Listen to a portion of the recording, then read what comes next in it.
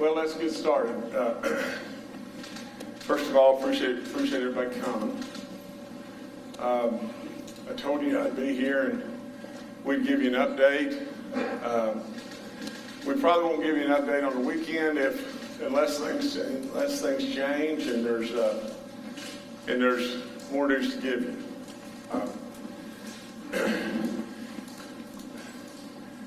Here's the whole deal. And again, yesterday I came to you, I spoke from my heart. I'll do the same thing again today. Today, where we are is now we have tested 12 people in the state of West Virginia. 11 out of the 12 have come back negative. 1 out of the 12 is still pending. We still don't have a confirmed case in West Virginia right at this time. However, the situation is truly, from the standpoint of concerning, legitimate in every way.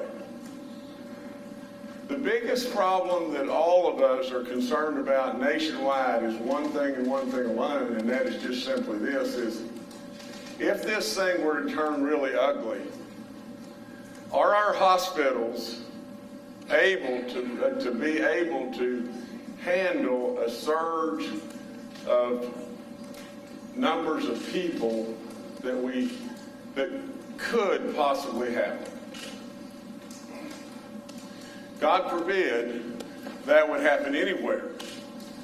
We're blessed in West Virginia with our mountains and our population spread out in those kind of things, and we know that the most positive things we can do to combat this potential monster is that we wash our hands, keep our hands away from our face as much as we possibly can, absolutely avoid big crowds, and just do the things that we would do every day if we were adding the component to watch what we're doing and just be smart and vigilant about what we do.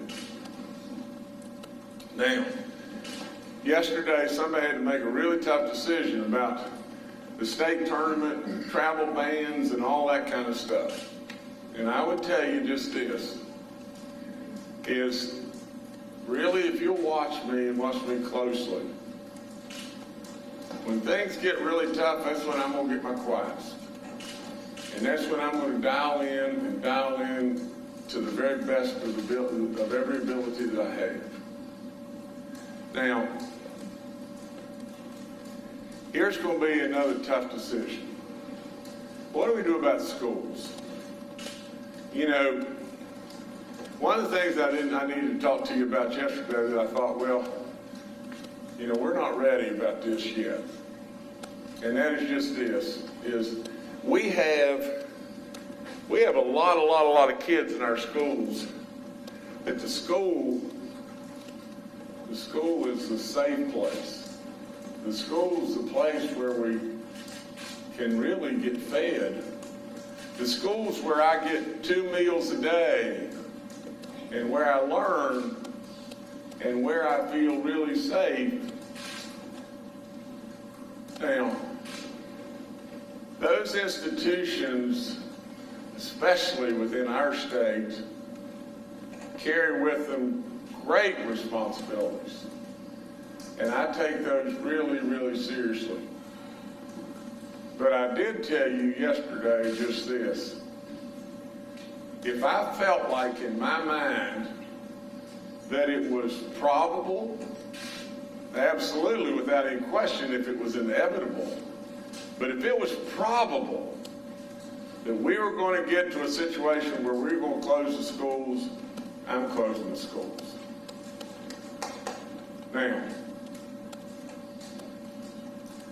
again, a tough decision. Tough decision. But the reality is just this. It's why you pay me the big bucks. You know, at the end of the day, you want a governor that will make tough decisions. Irregardless of the political ramifications, you want to govern and make tough decisions. I'm closing the schools. That's all there is to it. You know, I feel like in my heart that the probability is likely that we will have to close our schools. To me, the risk outweighs the good. And now what we have to do is fall back on Clayton and all the powers to be to say just this. And they're ready to take care of our kids, to take care of our kids that are, at risk, to follow up with calls to their homes and everything, to check on them and check on how things are going there, to absolutely still be able to feed our kids. But really and truly, we've got to close the schools because the probability is just too high. And that is a breeding ground. We know that. And they can go right straight back and go to their grandparents or whatever it may be and cause a real loud problem. At the end of the day, I said before, with every action there's an equal and opposite reaction, and absolutely there's a downside to this, but it is the right thing in my mind to do. And so I've taken advice from lots and lots of different people. And lots of different people have said, we got to close the schools, and then there was others that said, no, we can keep them open, and we can do this, and we can do that, and everything else. And at the end of the day, what we need to do is achieve all the things that our schools need to do for those kids that have real needs as best we possibly can, and close the schools. And your first question is going to be, how long are we going to close the schools? And my question to that would be, we'll close the schools as long as we have to close the schools. So, where we are is just plain simply this. We've got a monster that's looming, but the monster's not here. Every single one of us believe the monster is coming to some degree. Every one of us believes that the monster, we're going to be able to handle the monster in every way. We're going to be able to do that because of the preparedness of these great people, because of our nation and our commitment to doing everything the right way. There's no way that this monster is going to get us. But let's be smart. Let's be smart. Let's go about our lives. Let's don't panic. Let's don't be afraid. Absolutely. There's times in life where you've got to stare down the monster. That's all there is to it. You've just got to look back and say, we're going to be so prepared that we're going to take care of every single person, especially every single person in this state, and we're going to look after them and we're going to be ready. We don't want to compound the problem. Yesterday was a tough day from the standpoint of closing our school, shutting down the state tournament and doing things like that, but again, right thing to do. So, we've already announced today as far as extracurricular stuff at the schools, but we did not announce that we're shutting the schools down. But now that we've got a whole lot more information and everything else, and that, like I said, I'm not going to put that on anybody but me, but that's what we're going to do. So, I guess now we can take your questions, and if you've got some questions, yes, sir. Governor, you said yesterday the situation was fluid. You made decisions as were warranted as new information became available. What information did you receive from yesterday to today, or what did you consider that led you to this decision this morning? Well, believe it or not, I'm into schools a lot because I coach and I love kids and I'm with them a lot. I was with my ball team yesterday when I left here and everything. Of course, they were really disappointed and really upset about the fact that they had worked for 5 months to get to the state tournament, and then what's happening. And then some of the kids were freshmen, and they just couldn't understand. It was really difficult for them to understand.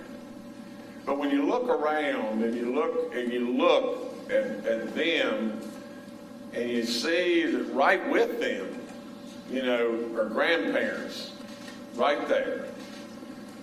And you look around and you see that Kentucky and Maryland and I don't know if it was Virginia or not, but Kentucky, Maryland, and Ohio have all closed their schools, you know. And you think that in those states, there must be a bigger awareness or a bigger worry than what maybe we have here in West Virginia. But the one thing we've got in West Virginia that maybe, just maybe those states may not have that is to the magnitude of what we have is the elderly. You know, we're in an older state, and the elderly is where this monster attacks. And so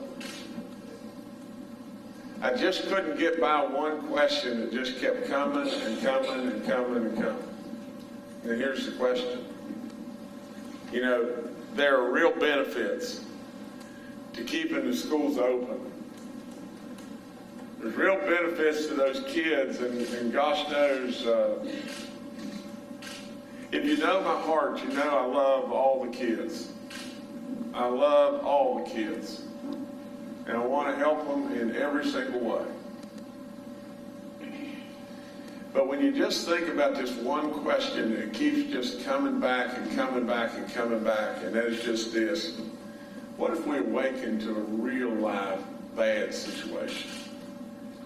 What if all of a sudden we awaken to a situation where we've lost a bunch of our elderly people?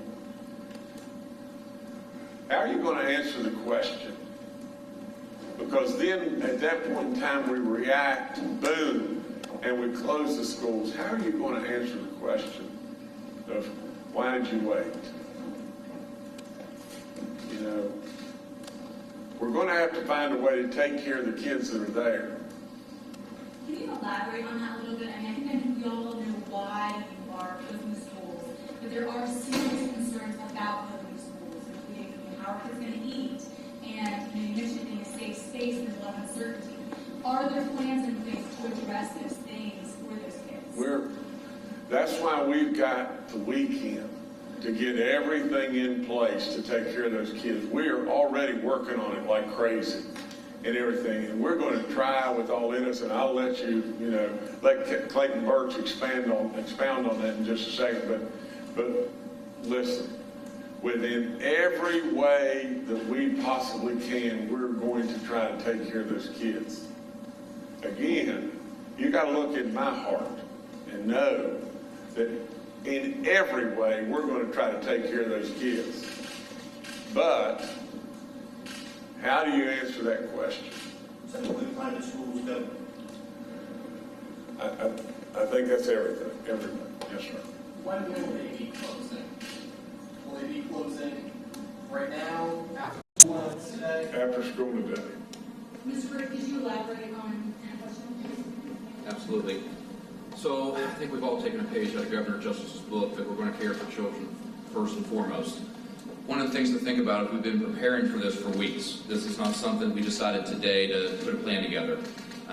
We knew that it would be an issue. We have around 200,000 children in the state that rely on meals.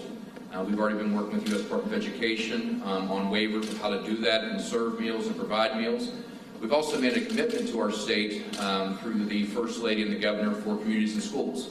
We have put a lot of resources in our schools to care for our children. They are poised and ready in this action plan to make sure we're serving those children ongoing through this closure. And can you give us specifics on that, how that works? Absolutely. So there's going to be a variety. Every county has been asked to put together their preparedness plan. I was with all 55 superintendents this morning, as a matter of fact. They're all ready. They knew this day would come. They knew they would have to think about how they're going to feed. They can do that in a variety of ways. They can deliver. They can do pickups. We're going to follow similar to what Kentucky's doing. We'll make sure the basics are met. Then, we do have adults that are ready. We have counties and districts that are ready for distance learning, but more importantly, we have adults that are ready to support the schools. We have increased our counselors, our social workers, our school nurses. We're going to have adults that are going to be there to support families. And to kind of go on with that, one of the places that kids have access to healthcare the most is school-based health centers. Will those remain open, or are those closing as well? We'll actually work directly with Secretary Crouch and Dr. Slimp in their offices. They've been a great partner, and they'll actually guide us through that process to make sure of how those resources remain available to families. General Boyer, National Guard is delivering meals in other states, New York specifically. Is there a chance that the National Guard will be involved in getting meals that are needing to be delivered to Yeah, students? it would be no different than what we do during another state emergency.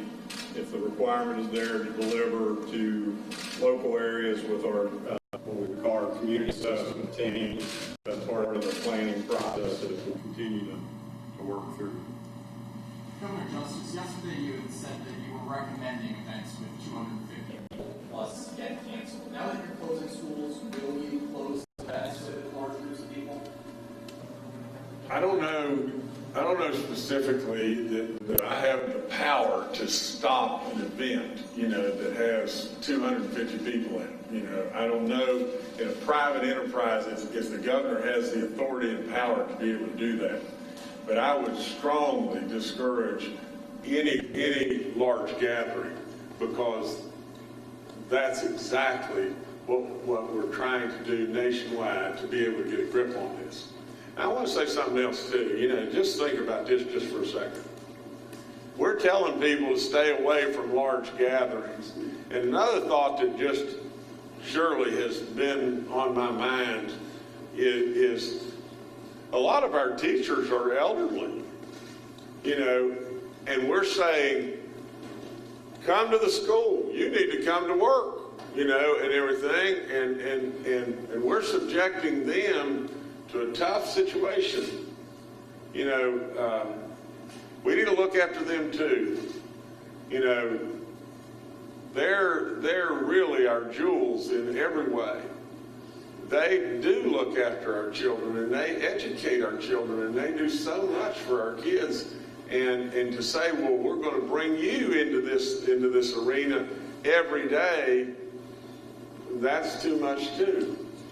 Do you have instructions for employers, because this announcement will, inevitably affect working parents who depend on school to have their kids while they're at work?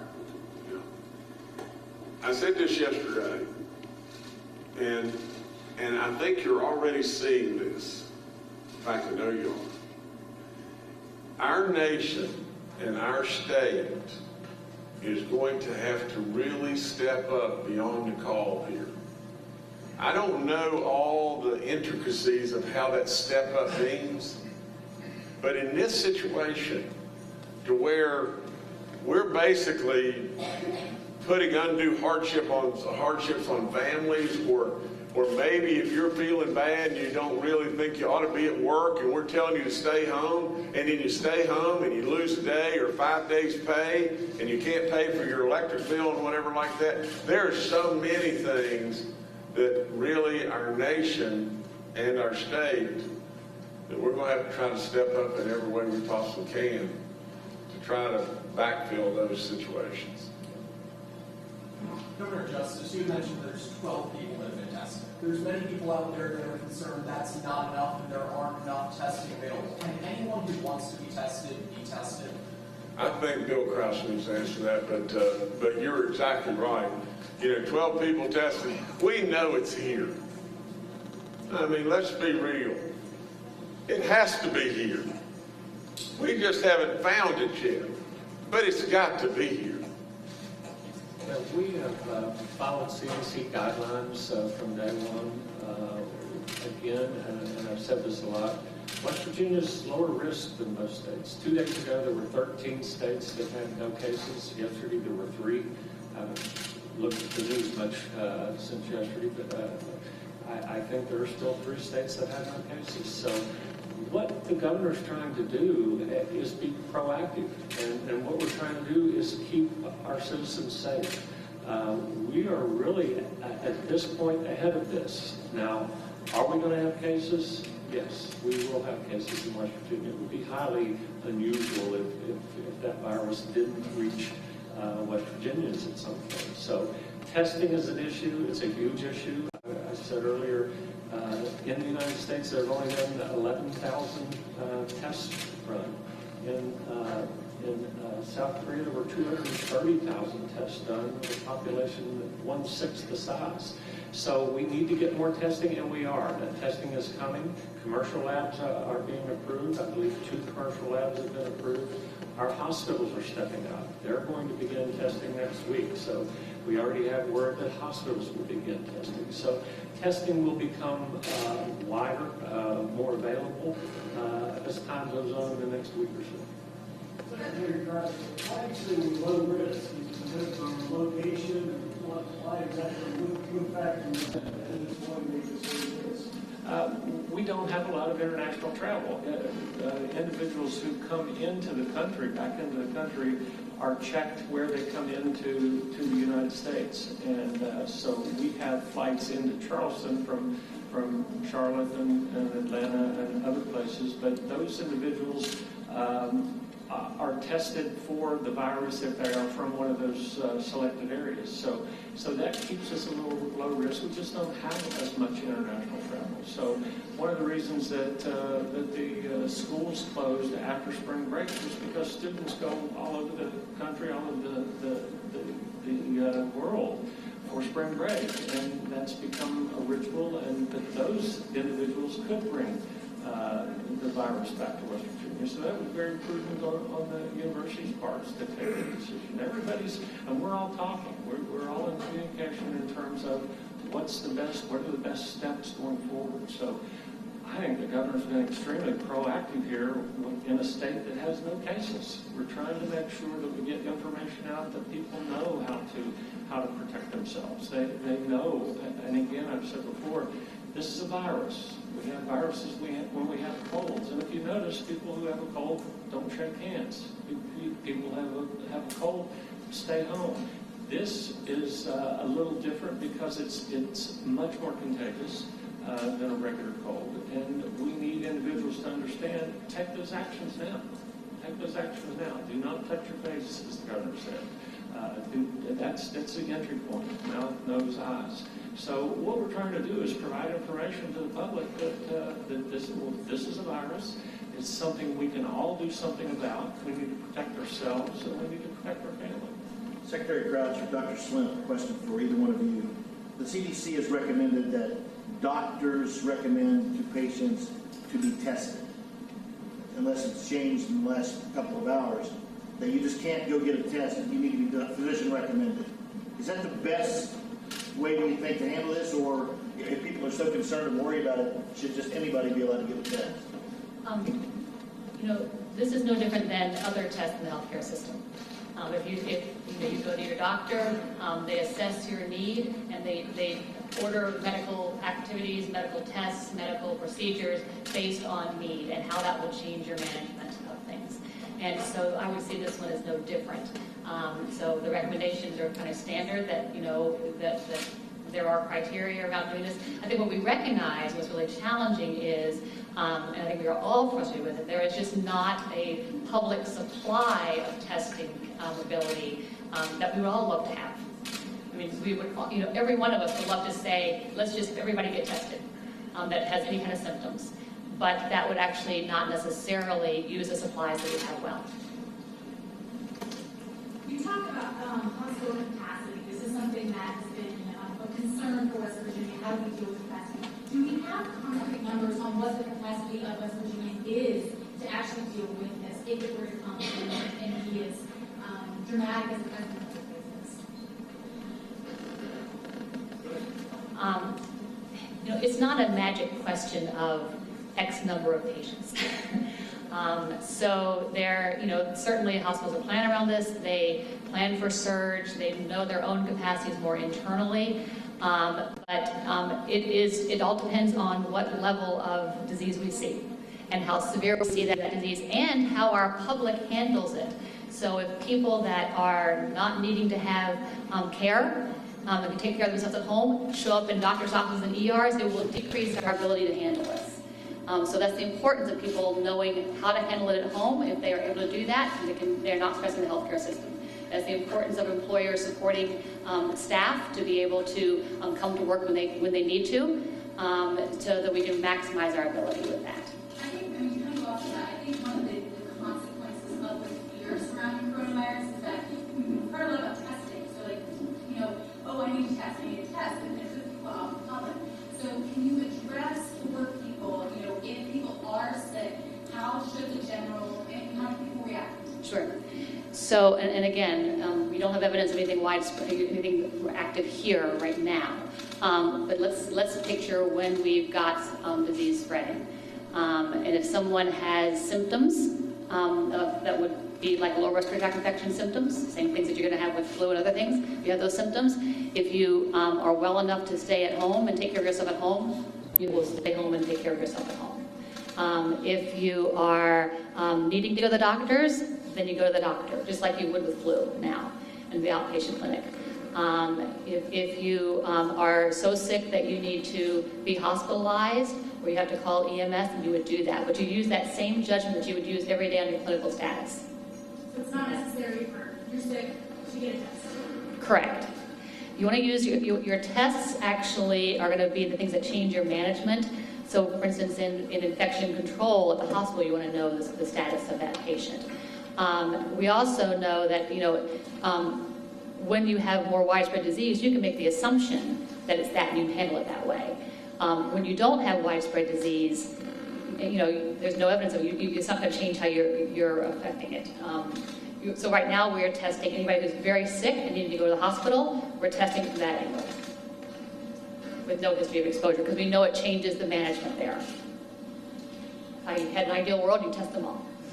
Kevin, this might be low on the priority list today, but is there any possible thought of a special session that would allow the absentee ballot requirements to be loosened a little bit, to allow unexcused absentee ballot casting, and maybe even to change the number of poll workers in each poll from, say, 5 to 3 in order to mitigate some of the concerns about what we're dealing with?